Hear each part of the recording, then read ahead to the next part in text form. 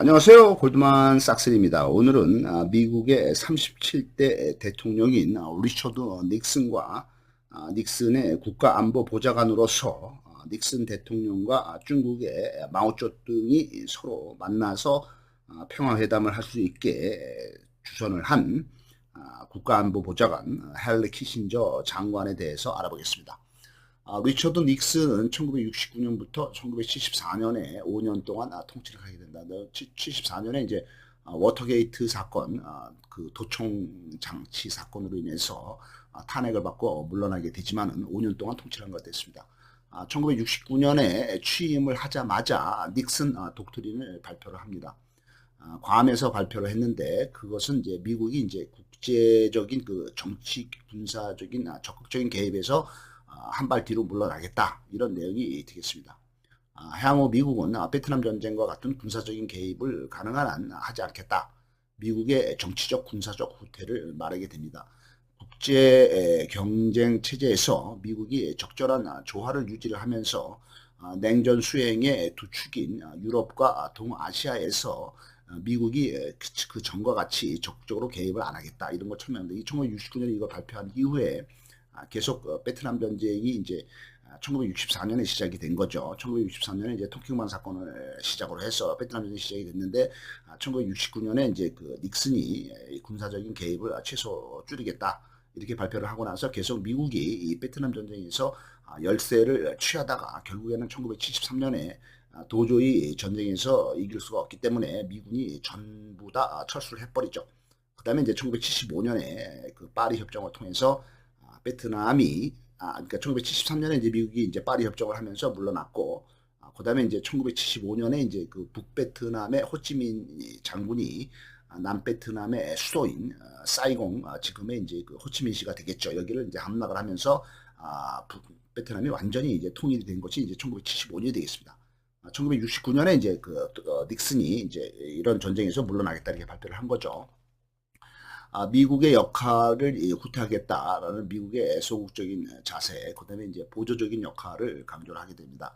아시아 지역에서 공산주의 위협에 대한 미국의 위험 인식이 떨어진 것을 의미를 하게 되어 있습니다. 동맹국들의 자주국방 능력을 강화를 해야 되고 미국의 부담을 줄여야 된다고 천명을 합니다. 미국은 우방 및 동맹국에 대한 조약상의 의무는 지키지만은 동아시아 동맹국의 방위에 대한 미국의 축소된 역할을 강조하게 되어 있습니다. 이에 따라서 주한미군도 감축되게 되어 있습니다. 이 사진은 이제 닉슨과 중국의 최고 실력자인 쪼온라이가 되겠네요. 그 사람들이 이제 그때 만난 거죠. 1972년, 1년 뭐 이때 만난 거죠.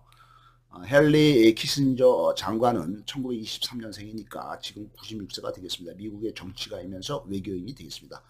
독일에서 태어난 유태인이 되겠습니다. 하버드 대학교에서 정치학 박사를 받았고 하버드 대학 교수가 되겠습니다. 1938년 15살 어렸을 때 독일에서부터 미국으로 이민을 오게 되겠습니다. 2차 세계대전이 1939년에 이제 터졌으니까 그 바로 전에 이제 미국으로 온 거죠. 15살 때 상황이 심상치가 않고 2차 세계대전을 일으킨 나치 독일이 유태인을 이제 박해를 하니까 유태인을 박해한 걸 피해서 이제 미국으로 이민을 오게 됐습니다.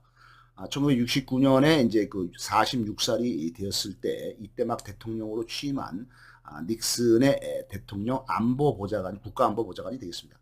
1971년에 그 닉슨이 취임한 지 2년 만인 71년 48살 때 베이징을 극비로 방문을 하게 되어 있습니다. 1972년에 49살 때 닉슨과 중국의 마오쩌둥의 정상회담을 성공시키고 1973년에 50살 때에는 국무장관의 임명이 되겠습니다. 그러면서 이제 1973년에 베트남 전쟁이 이제 휴전이 파리 협정이 체결되죠. 그래서 이와 같이 그 전쟁을 종결시킨 공로로 인해서 북베트남의 수상인 레둑토와 함께 노벨 평화상을 받게 되겠습니다. 이 그 헨리 키신저가 이 사진에 보면은 이제 헨리 키신저는 완전히 할아버지 어깨가 굽어진 할아버지고 그 옆에 서 있는 사람이 이제 지금 중국의 지도자인 시진핑이 되겠습니다. 이렇지만은 한참 잘 나갈 때 40대 후반에 헨리 키신저는 질 세인트 존이라는 여자 또는 마로 토마스라는 신인 여배우들과 부적절한 관계를 맺게 되겠습니다. 권력이 좋은 거죠. 여자들은 이제 권력을 마약으로 생각합니다. 권력이 있는 남자를 아주 좋아하죠. 그래서 권력은 여자들에게 최음제다. 이렇게 보게 되겠습니다. 권력을 가진 남자는 질보다는 양에 강한 자부심을 느끼게 되니까 많이 할수록 좋다 이거죠. 그래서 섹스 파트너가 많을수록 좋다. 다다익선이다. 이렇게 되겠습니다. 키신저는 미치광이 전략으로 베트남 전쟁을 종식을 시키고 됩니다. 미치광이 같이 이제 달라붙은 거죠. 왜냐하면은 그 당시에 이미 그 전세는 이미 기울어서 북베트남의 공산주의에 호치민이가 아주 유리하죠.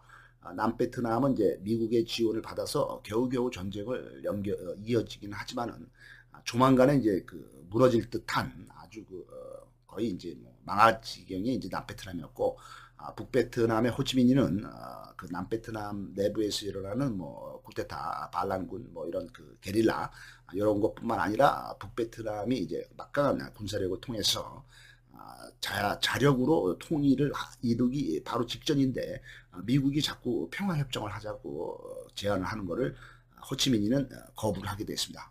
전쟁해서 그냥 다 때려잡겠다. 근데 미국은 이제 상당히 불리한 위치에 있었지만은 어떻든 간에 평화협정을 맺어서 명예롭게 베트남에서 철수하고 싶어서 미국은 이제 그 핵전쟁에 대한 위협을 하게 됩니다. 그래서 이제 소련을 위협을 해서 허세와 쇼를 부려서 소련을 협상장으로 끌어내는 데 성공하고 파리 평화협정에 성공하게 됩니다.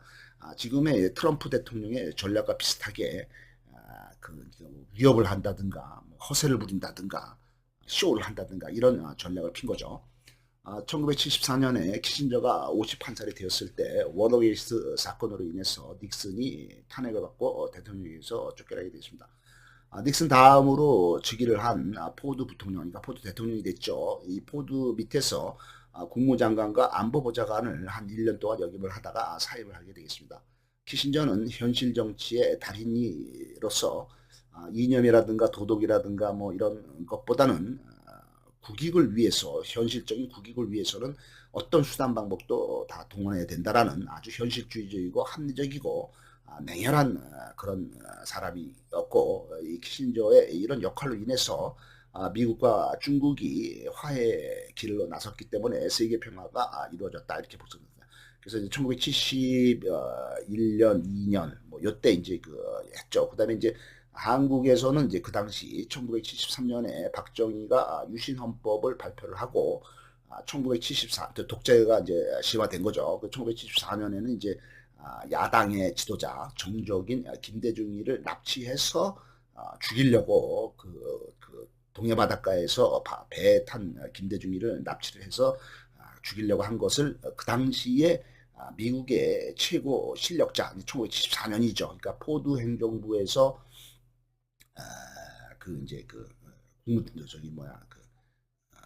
국무장관과 안보보좌관을 했던 이 키신저가 김대중 납치 사건에 대한 정보를 듣고 김대중이를 구해줘라 해서 미국의 비행기가 출동을 하게 되고 가까스로 김대중이가 물에 빠져 죽지 않고 살아남게 된 그런 공헌으로 인해서 김대중 대통령하고 아주 친한 사이가 됐다고 볼 수 있습니다. 생명의 은인이라고도 볼 수가 있는 거죠. 감사합니다.